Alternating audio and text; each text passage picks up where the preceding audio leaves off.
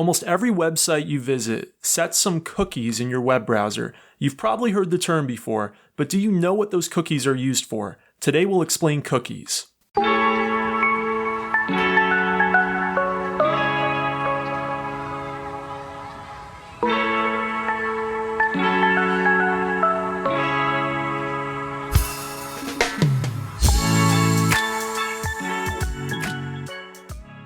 Welcome to Kopec Explains Software, the podcast where we make computing intelligible. This week, Dave, we're talking about cookies. Not the delicious, yummy kind, but a different kind of cookies. Let's start with, why are they needed? Well, in a previous episode called How Does the Web Work that I'll link to in the show notes, we talked about the HTTP protocol. This is the protocol that web browsers use to communicate with web servers and vice versa. HTTP is a stateless protocol. It means that every transaction over HTTP, every request you send for a web page, every response that a server sends back to your web browser is totally independent. It's acting on its own. The issue is, sometimes we actually need some state. Sometimes when going from one web page to another, we need to know some information about you, the user of that web page. And a cookie is a way of storing a little bit of information that's related specifically to you that can then be transmitted from one web page to the next, essentially from your web browser back to the web server as you traverse a website. When were they invented? Cookies go all the way back to the early web. The original HTTP specification from 1999-91 by Tim Berners-Lee did not include cookies. But Netscape, which was one of the main pioneers in really popularizing the web, invented cookies in 1994, and they were included in Netscape 1.0 in 1995. Now, if you're not familiar with Netscape, we actually covered Netscape in some detail in a prior episode on the browser wars, and I will link to that in the show notes. But basically, Netscape realized there was this issue, that if we wanted to have really great commerce on the web, we would need to have a way of keeping track of what a user wanted to buy when going from one website to another, or what a web user, if the same user was on one web page who had previously been on another web page, maybe they have some preferences. In fact, I read that the very first use of cookies was for tracking user preferences on Netscape.com, the website that was the homepage for the Netscape Corporation that created the Netscape browser. Anyway, the main early use of cookies was for shopping carts. So you're going on some website, there's a few things you want to buy, you put them into the shopping cart, and the data of which things you wanted to buy actually gets stored in a cookie in your web browser. Now today, a modern website wouldn't do it that way. There's databases on any modern shopping site that's keeping track of all the things you've put into your cart. But we still need a way of knowing that you're the same person when you go from one web page to another. So we still need some way of storing your identity, and we do that inside of a cookie. Why are they even called cookies? Actually, in the Unix world, and we've talked about Unix on a prior episode, but I won't link to it in the show notes because it's not super relevant. But in the Unix world, there was a term called a magic cookie, which was a little identifier used for one program keeping track of its communication with another program. And so this term magic cookie was known by the creator of cookies at Netscape. And so he actually was inspired by the magic cookie term from the Unix world to call it a cookie in the HTTP world. Now, we weren't able to figure out where magic cookie came from before that, but that's a good little homework for our listeners if you want to go look into where the magic cookie came from in the Unix world, then you'd know where the origination of the cookie term came from. Now we know why they're needed, when they were invented, and even why they're called cookies. But how do they actually work? So it's really pretty simple. How it works is this. When you connect to a web page that wants to give you a cookie, it sends that cookie information back over HTTP along with its response, providing the data that you requested over HTTP. So you think about it as just a little addendum to the header that comes back from the web server. And it just says, hey, here's the cookie for you. And it might also give you some things about the cookie, such as this is when the cookie is supposed to expire, or this is the domain of the cookie, or here are some particular key value pairs, some particular bits of information that are relevant to this website. And that information gets read by your web browser, and your web browser stores it. And there's two different kinds of cookies it might store. There's cookies that are more permanent. Those are cookies with expiration dates. And then there are cookies that are transitory called session cookies that only exist for the lifetime of the browser being up. Basically, when you close the browser, they go away. So your browser is basically receiving these cookies from the server, and then next time you go to another web page from the same domain, the cookies actually get sent back to the server, and that's how the identification happens. So let me give you a very specific example. The server might send a unique identifier to your web browser that gets stored in a cookie. Then you go to another web page, and that cookie gets sent back to the server with that same unique identifier. Then we know that it was you that was both on that first web page and also on that second web page.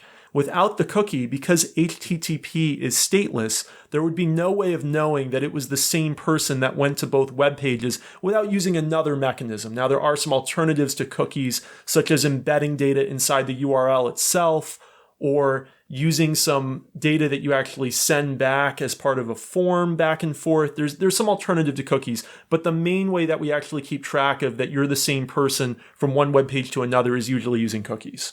So originally we were using cookies in order to keep track of our shopping carts, but now there are two primary purposes of cookies. Yeah, the two main things cookies are used for are authentication and tracking. Let's go through them one at a time.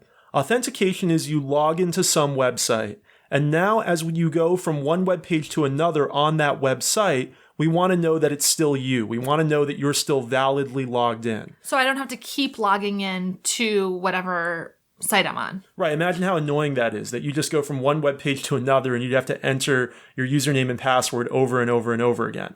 So instead, we store in this cookie this unique token that gets sent back to the server that uniquely identifies you. And then we know, oh, this is valid. You're still logged in. It's still you. We know it's you. And you're coming from the same web browser. So we know it's the same you as it was before. So that's the main thing we use cookies for today that's kind of on, let's say, the light side, okay? Then there's also a dark side to cookies. The bad part of the cookie universe is tracking. So basically, and there's not always bad reasons for tracking. Sometimes there's good reasons for tracking, but for the most part, most people find it kind of dark.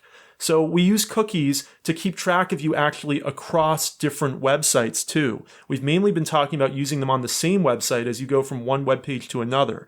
But we can also actually use cookies to track you from one website to another website. So let me give you an example. Maybe you go on a website about mustard, and on that website, there's a little advertisement. What we didn't mention earlier is what are called third-party cookies. First-party cookies come from the same domain. Third-party cookies actually can come from a different domain than the main domain of the website that you're on right now. So let's say that you're on the mustard website and there happens to be an advertisement on that website that comes from advertising.com. I'm just making it up, but let's just say it was from advertising.com. The advertising.com advertisement could actually set a cookie. Now you go to a different website, maybe you go to a search engine website, and that search engine website happens to also have a banner ad from advertising.com. Now it's possible for that banner ad to know that it's the same you that was earlier on the mustard website. You know what it can do now? You're on the search engine website. It can now show you an advertisement for mustard because it knows that it was you earlier on the mustard website because the two advertisements are coming from the same third-party domain that's setting the same cookie. So it's possible to use third-party cookies to track you from website to website to website. And I'm sure this has happened to you before, Rebecca. I'm sure you've been shopping for something, then gone onto another website and wondered, how is there an advertisement for this thing on this totally different website that I was shopping for? Yeah, it's when you think the internet is psychic. Like, how could it possibly know that I was looking for, I don't know, diapers? Right. This doesn't even require any kind of machine learning or artificial intelligence or any kind of predicting or anything like that. It's literally just tracking. You were on one website that happened to have this third-party advertisement that was built into it. It was part of the web page. And then you went to another website that had this third-party banner ad, and it just knows because it set that cookie in your browser that that was the same you that was on the earlier web page. So these are the two main things that cookies are used for today. Authentication, keeping track that you're really logged into some site, so we don't need to keep logging in over and over again, and tracking. And the reason they want to track you, of course, is they can better target you with ads. So let's shift gears a little bit. Why does it sometimes fix my web browser when something isn't working to clear cookies?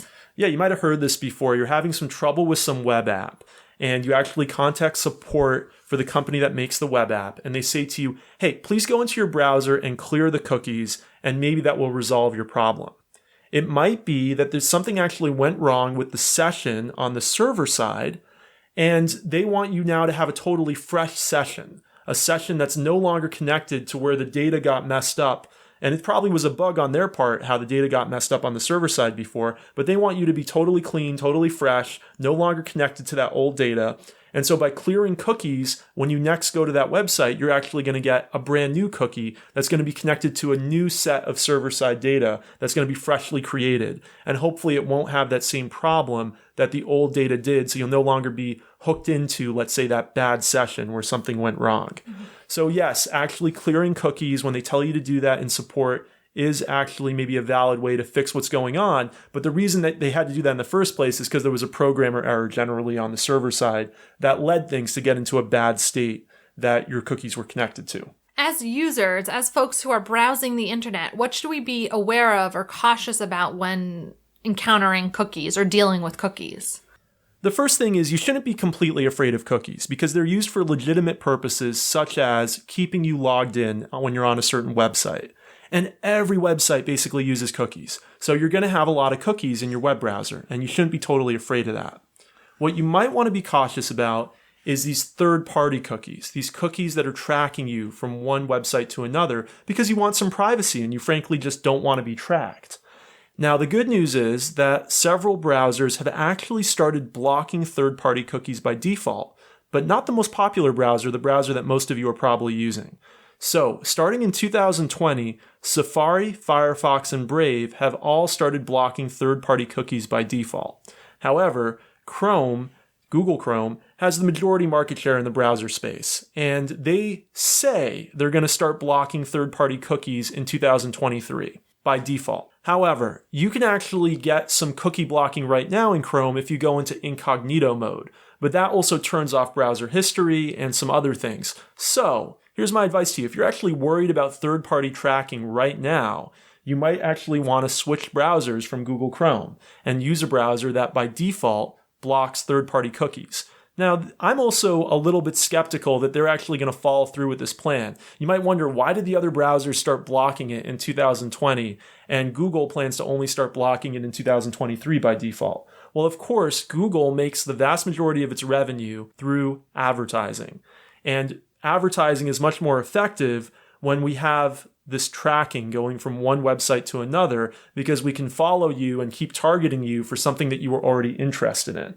So Google has an incentive to actually keep tracking you. So no surprise then that they're the last ones, and we don't know if they're even going to follow through in 2023 to actually block you. Safari and Firefox are not coming from advertising companies, and so they don't, or Brave for that matter, and so they don't have the incentive to go and track you as you go from one website to another. So yeah, that's the one thing I'd be cautious about is, look, if you really don't want to be tracked, maybe you switch browsers. The other thing is that there are all kinds of security vulnerabilities that happen through cookies. However, you as an end user probably are not the one who's going to be worrying or thinking about that. So yes, there are many different kinds of attacks that can happen via cookies, unfortunately. For example, the most basic one is that a web server could just store some important data unencrypted in a cookie, and then that cookie could somehow get exposed to bad actors. So for example, there's been historical cases where a website was storing a credit card number inside of an unencrypted cookie, and then the way that they set up those cookies, they actually could be exposed to other domains because they weren't locked into the original domain, and then those credit card numbers got exposed. There's been crazy attacks like that in the past, but you as the end user, you're not going to go and be solving those difficult cases. More likely what you might want to do from time to time is just clear your cookies. It's not a bad thing to do. Once a year, maybe go into your browser and clear your cookies. The thing is, if you clear your cookies, though, for everything in your browser, you'll need to re-log in to every site that you go to. So it's a little bit annoying, but it's not the worst idea in the world to once in a while do that. We actually did a little experiment to see how many cookies were blocked on a website. And what were the results? Yeah, we just went to a really basic, popular website, yahoo.com, and we looked at what Safari provides, which is the privacy report, because Safari actually blocks all these third-party cookies they actually give you a report on which ones they blocked if you dig in and you want to see that. So just on yahoo.com, there were 65 trackers that were prevented from profiling us. And if you look through the list of trackers, a lot of these are advertising companies. Not all of them, but a lot of them are. Everything from Microsoft advertising to Amazon advertising to Google advertising all appeared as trackers on yahoo.com. So by using Safari, I actually prevented quite a bit of tracking. And if I had been in Google Chrome, by default, I would have been tracked by these 65 different cookies coming from a myriad of different companies. So a couple of years ago, I noticed that we started getting pop-ups on like every single website asking me if I approve of the cookies. What was that? Yes, the European Union passed a regulation called GPDR, which came into effect in 2018. And that's when we started seeing these pop-ups on so many different websites saying, do you accept all the cookies on this website? And you have to click a little accept button to really get the full functionality of the website. So should I be accepting those cookies when a website asks me? For the most part, yes. I mean, most of these cookies are not really dangerous, and they're really, unless you're really worried about tracking on some particular website, there's no reason really not to accept. It's, in my opinion, a very, very poorly thought out regulation. I mean, the amount of time that all of us have lost clicking those pop-ups for the average internet user, it has to have added up to hours by now over the last few years. And that is just so annoying, so unnecessary. There's other ways to go about this. You know, regulation is not always a solution to every problem on the internet. And I think this was a very poorly thought out regulation. The problem is that if you don't have the pop-up, then you have no way of saying that you actually comply with this website tracking you, which is what the regulation requires. It requires that you actually consent to being tracked by this website's cookies. And so how can you consent without actually clicking a button saying, I consent?